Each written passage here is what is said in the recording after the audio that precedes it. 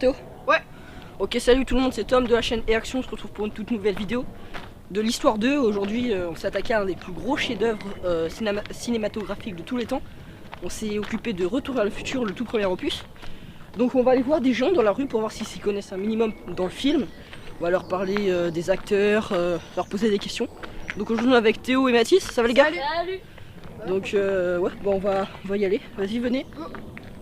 J'ai vu, bah il est encore là. J'ai vu un gars tout à l'heure, il était là. Il est là depuis une heure, je sais pas. Super sympa. Hein. En tout cas il fait beau aujourd'hui. Hein. Oh là là. On a de la chance. Oh le ninja. T'as vu? Bonjour monsieur. Bonjour. Vous allez bien? Bonjour. Je m'appelle Tom, je suis un jeune youtubeur, on fait des reportages par rapport à des films en ce moment. Donc, vous connaissez Retour vers le futur? Je connais ni YouTube, ni youtubeur, ni Retour vers le futur. Non mais Retour vers Ça le fait futur. 3 bonnes raisons pour pas me casser les pieds. Non mais Michael J. Fox, Steven Spielberg, vous connaissez pas? Je suis pas l'actualité cinématographique. C'est pas hyper d'actualité quoi, ça fait à peu près 30 ans qu'il est sorti. Ok. Je vais juste vous demander une chose, c'est d'éteindre votre caméra. J'ai pas envie d'être filmé, j'ai envie de profiter de mon petit moment et de lire tranquillement. Non mais c'est pas, y a Ok, pas les besoin jeunes. d'être agressif. Ok les jeunes, allez filmer les arbres juste à côté, je pense qu'ils seront cool. Ok. Il est fou. Mais Non mais on écoutez, essaye d'être j'ai gentil pas avec. j'ai pas envie de On rire, essaye d'accord. de proposer du contenu à nos Une abonnés. chose, écoutez, je vais vous donner un petit conseil à tous les trois, d'accord? Parce que je pense que vous avez jamais, on vous a jamais offert de livre dans votre vie. Ok. C'est déjà arrivé quand même. Ah bon, super. Premièrement, téléphone portable, ça coupe du monde, ok? Deuxièmement, ça abrutit le cerveau. Et troisièmement, dans 10 ans, vous aurez tous le cancer à cause des ondes. On est où là Donc, c'est monsieur? meilleur- On est dans C'est la le nature, meilleur on est moyen, dans un parc. c'est le meilleur moyen de tout arrêter, d'accord? Donc laissez-moi un peu tranquille et éteignez votre caméra. Non mais Et il y a pas besoin d'être je dirais- agressif. je dirais- Monsieur, je dirais une fois, arrêtez, Oh, monsieur, arrêtez. monsieur. Barrez-vous! Vite, vite, vite, vite, vite.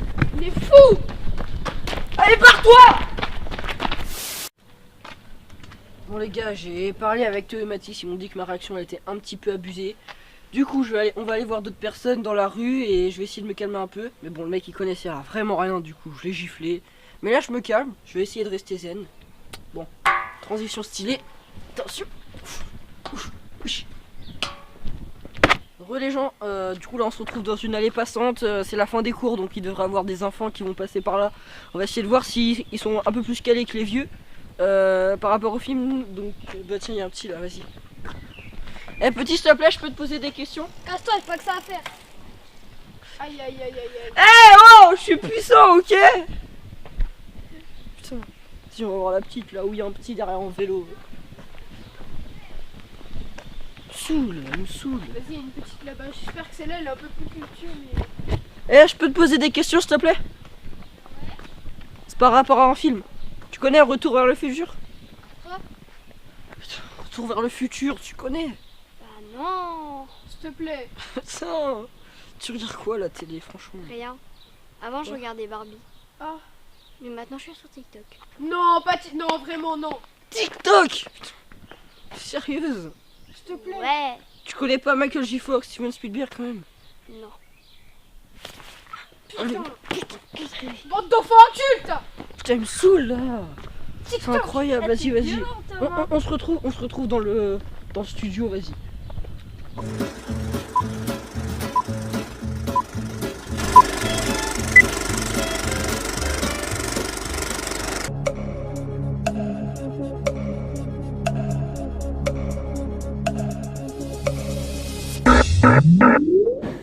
Salut à tous. Ça va? On se retrouve dans notre nouveau décor, hein, il est magnifique. Magnifique, les petites affiches, Oh tout là ça. là. On se retrouve avec Théo. Bah, Ça bonsoir. va? Oh là là, super sympa. Ça va? Bah ouais, écoute. Ouais, tu fais quoi alors? Bah tu m'as appelé pour faire un nouvel épisode de l'histoire 2, hein. Ouais, On un est en nouveau train concept. d'essayer un nouveau concept. Voilà, maintenant on a un petit plateau, tout ça.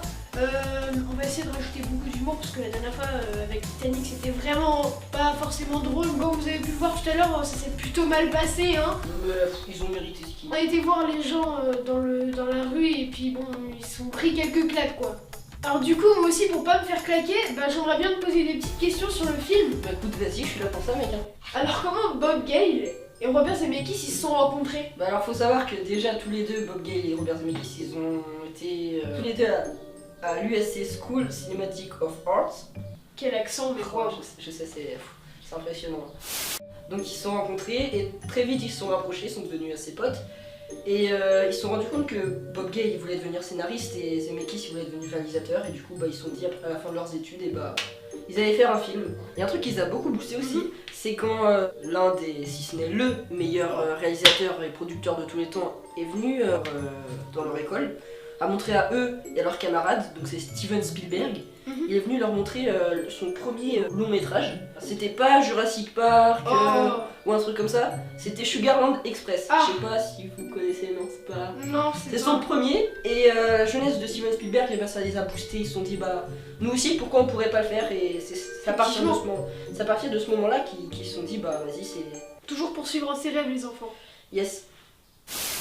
Ok, donc maintenant qu'on a un petit peu le contexte de comment ils se sont rencontrés, on aimerait vraiment savoir, enfin en tout cas moi particulièrement, d'où vient l'idée en fait justement. L'idée, faut savoir que c'est pendant la production d'un de ses films, avec Zemeckis, Bob Gale allait voir ses parents en Louisiane, et il a vu les photos de classe de son père au lycée. Il s'est dit est-ce que si moi j'étais au même lycée que lui à la même époque, est-ce que j'aurais été ami avec lui? Et c'est là que l'idée de Retour vers le futur est venue et c'est ça qui a déclenché... Ça a fusé dans sa tête. Ouais, voilà, exactement. Magnifique. Et donc il en a parlé à Zemeckis parce qu'ils voulaient toujours faire des films ensemble. Et il en a parlé à Zemeckis et ils sont allés voir Frank Price, un grand nom de Columbia Pictures. Ah ouais, je le connais. T'es sûr? Non. Ils sont allés le voir et ils ont dit écoute, un gamin d'aujourd'hui va dans le passé, rencontre ses parents, et voilà, c'est tout ce qu'ils ont dit. Et Frank Price il a dit vas-y, vendu.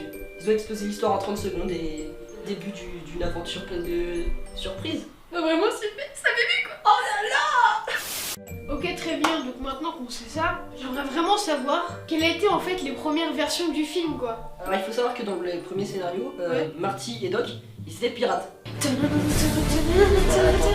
Ils étaient pas pirates des Caraïbes, ils étaient pirates. Pirates de cassettes vidéo en fait, ils pirataient comme maintenant les DVD, les Blu-ray. Mais dis-moi Jenny, c'est illégal. Bah oui. Donc en fait ça permettait à Doc de pouvoir financer ses expériences pour voyager dans le futur parce que je te rappelle que le but c'était toujours qu'il voyage dans le futur ou dans le passé parce que en l'occurrence c'était dans le passé. Donc ça permettait à Doc de financer sa machine à voyager dans le temps et à nourrir son animal de compagnie qui, figurez-vous, n'était pas Einstein, le petit chien. Non, c'était Shemp et c'était un Wistiti. Ah.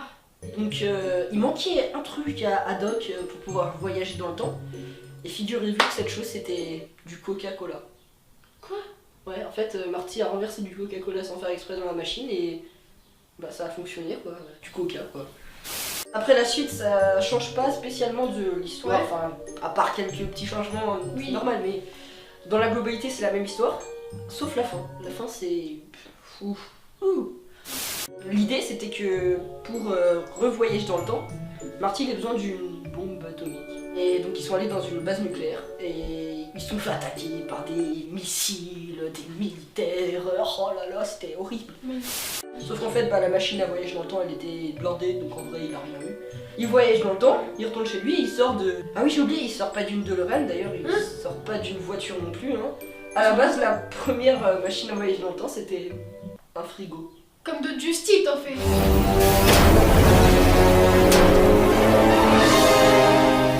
Salut, j'arrive du futur. Et après il rentre chez lui, l'histoire est assez banale. Mais il y a un truc qui change aussi, c'est que du coup le père de Marty, George, grâce à la patate de l'espace qu'il a mis à Biff, il est devenu champion du monde de boxe poids moyen.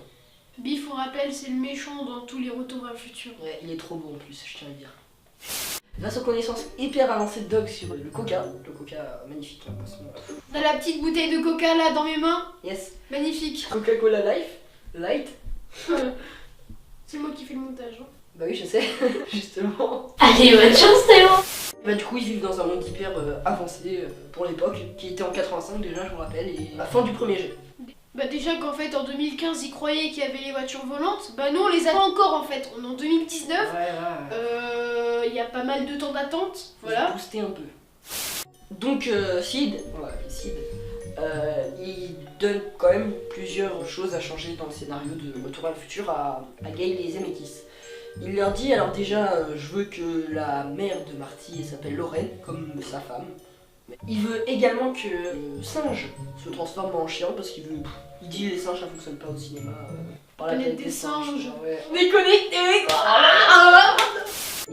également que bah, le frigo c'est pas ouf parce que si les enfants veulent voyager dans le temps et qu'ils vont dans un frigo, La pub de Just on s'en rappelle. ouais, bah, ils vont mourir quoi. Il Généralement, fait froid quoi dans un frigo. ouais, ils changent. Ils disent bah, une voiture c'est plus simple, ça se déplace tout seul, voilà. Donc ils pensent à la DeLorean parce que la DeLorean c'est quand même une voiture Magnifique voiture. qui est très belle, hein, mais qui fait aussi penser à un vaisseau spatial Effectivement. avec les petites. C'était comme Ouais, bah ça fait penser à un vaisseau spatial et du coup ils ont commencé à faire le troisième scénario. La troisième version du troisième jet, le troisième scénario de Retour vers le futur est lancé. C'est le même, quasiment que l'histoire finale, sauf bah, que je vous ai dit, hein, la fin c'est toujours avec la bombe atomique quoi. Ils vont dans une base militaire et il y a juste ça qui diffère. Et donc Sid il est hyper content quoi de ce que ça donne. Et donc bah, Sid il dit juste Retour à la future c'est pas ouf. Ah bon? Toi t'aimes bien Retour à la future? Bah ouais, je trouve que c'est stylé. C'est stylé, ça fait un peu. Retour, futur, retour, futur, retour, futur. Sauf que bah Gale et Zemeckis et Spielberg hein, ils sont pas d'accord. Ils appellent leur film Retour à le futur. Mais Sid il dit bon vas-y écoute c'est ton film, il fait confiance à Spielberg surtout et je lui dis bah vas-y faites votre film et ça part en prod. Alors du coup pour ceux qui savent pas la prod, bon, en gros c'est la post-prod qui dit la post-prod, dit la post-production. En fait c'est tout ce qu'il y a derrière la caméra en fait, c'est tout ce qui est le montage pour ce qui est après le film et pour tout ce qui est avant c'est tout ce qui est casting, écriture du scénario, tout ça. C'est très bien résumé, bien joué. Ok, donc ça part en post-prod. Alors du coup maintenant qu'on sait ce que c'est la post-prod, bah, est-ce qu'il y a eu des petits aléas Alors ouais, à la base ils voulaient tourner dans une vraie ville, ils voulaient que ce soit dans une vraie ville, sauf que bah ils avaient pas le budget quoi, ils étaient pas assez riches. Ils avaient pas tout misé pour que le film soit un pur chef-d'œuvre. Ça aurait pu bider quoi, tout Ouais grave. Et du coup bah ils ont commencé à recruter leur équipe et donc l'un de leurs coéquipiers, il se dit bah tiens il y a un décor au studio Universal à Los Angeles, il dit bah ça tout est fait pour que ce soit une vallée. Tout correspond parfait pour que ce soit la bonne ville. Et donc ils ont commencé à faire les décors dans le Valais, que ce soit un peu ressemblant leurs quoi. attentes quoi. Ouais, que ce soit déjà correspond déjà aux années 50 parce que quand il va dans le passé déjà c'est en 55. Donc faut que ça corresponde un Oui. peu, c'est pas exactement la même époque quoi. Bah oui, Il y a les 30 ans. voitures, tout ça. Ouais, voilà, il fallait qu'il ça fonctionne le décor. Après, il y a eu le casting. Le casting, ça c'était une histoire de ouf. Déjà, pour le personnage de Doc, il y a eu plusieurs grands noms qui sont présentés pour pouvoir faire le rôle de Doc, notamment Harold Ramis dans Buzz Phantom. Après, il y a eu Jeff Goldblum dans Jurassic Park. Il a déjà travaillé avec Spielberg du coup. On a eu également Christopher Lloyd, du coup, bah, celui qui a joué à la fin Doc. Mais il y a eu un acteur assez. En gros, t'as eu Eddie Murphy qui s'est présenté pour jouer Doc. Ça aurait pu être sympa quand même. Ouais, un petit Eddie Murphy, avec les cheveux comme ça, tout blanc, Ouais. ça aurait été super sympa, je pense. Hein. On rappelle celui qui fait la voix de l'âne dans Shrek. Hein. Voilà. Il me tape dessus avec des bâtons roulant, pignata, pignata. Finalement, c'est Christopher Lloyd qui est choisi. Sauf que bah, Christopher Lloyd, il est au fond du trou, il est paumé, il vit dans un petit appart, il a rien pour lui et il se dit en fait, je pense que je vais retourner à New York, faire des petits rôles de théâtre par-ci par-là pour gagner un peu d'argent quoi. Et il a jeté le scénario à la poubelle. C'est lui qui l'a dit. Il a littéralement pris le scénario de Retour à le futur, il l'a mis dans la poubelle. La poubelle, je la prends dans les mains, Théo, tu lances dedans. Allez c'est sa femme qui lui dit bah vas-y, c'est quand même Universal, c'est un gros truc et du coup il se dit bon bah vas-y, j'y vais, il y aller. Et la suite on la connaît pour lui. Hein. Pour le rôle de Marty, il y a eu Johnny Depp dans Ça aurait été cool franchement. Pirates des Caraïbes, ouais, sauf que bah apparemment il était tellement nul qu'ils s'en souviennent pas de l'avoir fait passer. Ah ouais quand même. Ouais c'est pas ouf hein. Ouais. Il voulait dès le début Michael J. Fox. Et sauf que Michael J. Fox il tournait à cette époque-là dans Sacrée Famille, c'est cette série-là. Et du coup il était à plein temps, il pouvait pas, il n'avait pas le temps de pouvoir faire le film Retour à le futur et Sacrée Famille. Le producteur de Sacrée Famille il lui dit même bah non je vais pas lui dire sinon il m'en voudra trop de pas l'avoir fait tourner là-dedans parce qu'il aurait kiffé le scénario. Et du coup bah il laisse tomber la piste Michael J. Fox Il se tourne vers un autre acteur que le petit Sid voulait absolument, il le voulait absolument. C'est Eric Stoltz. Et Eric Stoltz, c'est lui. Vous le connaissez pas? C'est normal, il n'a pas fait grand chose. Hein. C'est vrai que je le connais pas. Ouais. Donc Eric Stoltz, il est pris pour jouer le rôle de Marty McFly. Il faut savoir qu'ils ont tourné pendant 6 semaines avec Eric Stoltz. Ils ont fait la moitié du film avec Eric Stoltz. T'es en train de me dire qu'ils vont tout retourner après avec Michael J. Fox? Bah, ils ont pas tout retourné, ils ont retourné que les scènes. Quand tu avais les scènes où c'était Doc qui était filmé, Oui, voilà. forcément ils ont pas refait. Donc je vous donne un exemple. Quand ils sont sur la promenade des Deux Pins, c'est le premier endroit où le voyage dans le temps a lieu. Et ben en fait, les scènes où vous voyez Doc et les scènes où vous voyez Marty, Michael J. Fox, et ben ils ont été tournés avec 6 semaines d'intervalle. Ils se parlaient pas entre eux. Ouais, ça devait être compliqué quand même. Donc voilà, il y a ça. Donc ils ont tourné 6 semaines sur un film qui devait durer 12 semaines. Hein. Ça devait être 12 semaines le tournage. Donc la moitié du film ils ont fait avec un autre acteur. Sauf que bah Zemeckis il s'est dit bah non ça fonctionne pas. Il le trouvait vraiment pas bon quoi pour jouer le rôle de Marty. Il dégageait pas un bon... ça s'identifiait à lui, c'est ça qui a vraiment fait tilter... Il n'y avait pas la Zemeckis. tête de l'emploi quoi. Donc ils se sont réunis avec Gail et son équipe et ils se sont dit bah c'est pas possible en fait, on doit le changer. Et donc ils ont tenté le tout pour le tout, ils sont allés voir Sid qui était d'accord que ça collait pas spécialement. Du coup ils ont tenté le tout pour le tout et ils sont allés voir le producteur de Sacrée Famille qui a dit d'accord cette fois-ci. Il a dit d'accord parce qu'il y a une actrice qui joue aussi dans Sacrée Famille qui était enceinte. Et du coup bah, ils ont dû couper, c'était pas à plein temps. Et du coup bah, il a dit bah vas-y, mais seulement dans les moments où il tourne pas avec Sacrée Famille. Du coup il y avait pas mal de... Il enchaînait Sacrée Famille et après il allait sur Retour vers le futur. Il enchaînait tout. Il avait pas le time le gars. Ouais bah il avait pas beaucoup d'heures de sommeil donc ça devait être compliqué pour lui. Donc le producteur de Sacrée Famille va le voir. Il lui dit bah Michael, écoute j'ai un scénario qu'on te propose. Allez vas-y Et Michael J. Fox il avait déjà entendu parler de ce film. Il a l'enveloppe où le scénario est dedans. Il apprend et dit c'est le meilleur scénario que j'ai jamais vu. Je commence quand? Et c'est comme ça qu'il a été lancé dans Retour vers le futur. C'est incroyable quand même hein. C'est vrai Il a pas lu, il savait pas si c'était un bon film. Il a dit yes Spielberg c'est bon je vais le faire. Il a commencé quelques jours après le tournage de Retour vers le futur. C'est quand même... belle histoire. Donc, après le tournage, après le montage, tout ça, il y a une pré-séance qui est organisée avec des civils qui donnent leur avis sur le film. Ouais. Donc t'avais 5 catégories, il y avait nul, mauvais, moyen, très bien et excellent. Ouais. Et c'est le premier film qui a eu 96% des réponses dans très bien et excellent. Wow. Très bien et excellent, c'est quand même... C'est très bien excellent. C'est que le film a très plu. Et ils se sont dit bah là on tient un gros truc. Là on a un bon morceau là tu vois. Bon morceau de viande. Et donc bah, le film a été lancé. Donc le film il a coûté 19 millions de dollars. Ah oui. Ouais c'est pas mal. Et devine combien il en a rapporté? Double, triple. Le double triple. Donc tu dis Ouais. 40 millions, 60 Ouais à peu millions, près un ouais. truc comme ça. Non, il en a rapporté 370 millions de dollars. Ah oui. Soit 19 fois le prix du film. Spielberg, Zemeckis et Gale, ils ont fermé les portes à tous les fans qui espéraient une suite. Ils ont dit il n'y aura pas de suite. C'est mort. C'est fini. Il n'y aura pas de suite de Retour vers le futur parce que les 3 premiers opus sont déjà géniaux. C'est si ce n'est les meilleurs films que j'ai jamais vus. Il n'y aura pas de suite et voilà. C'est bien dommage. Bon bah écoute, merci beaucoup Tom pour toutes ces informations sur Retour vers le futur. Bah écoute, ça fait toujours plaisir. Hein. N'hésitez pas à vous abonner, à liker et à commenter. Dites-nous dans les commentaires d'ailleurs si ce nouveau type de format vous a plu. Perso, nous on préfère comme ça, avec un petit peu plus d'humour, le décor, tout ça, avec les petites affiches. Ose. On essaiera de changer à chaque fois les 2 petites affiches là sur les côtés, parce qu'on en a plein en fait.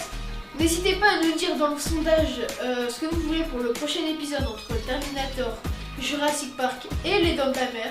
Sur ce, À bientôt, portez-vous bien